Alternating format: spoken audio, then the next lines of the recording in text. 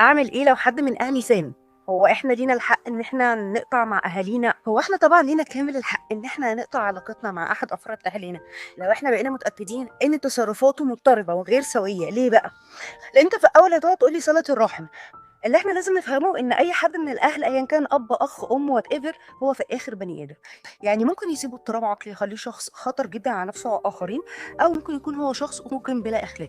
والدليل على ده ان احنا بنصحى كل يوم بنلاقي اب قتل بنته علشان رفضت ان هي تتجوز واحد، اخت قتلت اخوها عشان اكتشف ان هي عندها علاقات وهو حاول يوقفها عن العلاقات المشبوهه دي فدلته عشان تعرف تكمل العلاقات بتاعتها براحتها. ام قتلت بناتها علشان دخلوا عليها وهي مع عشيقها فقتلتهم عشان ما يروحوش يقولوا لحد، وغيرها من القصص الحزينه جدا والمرعبه.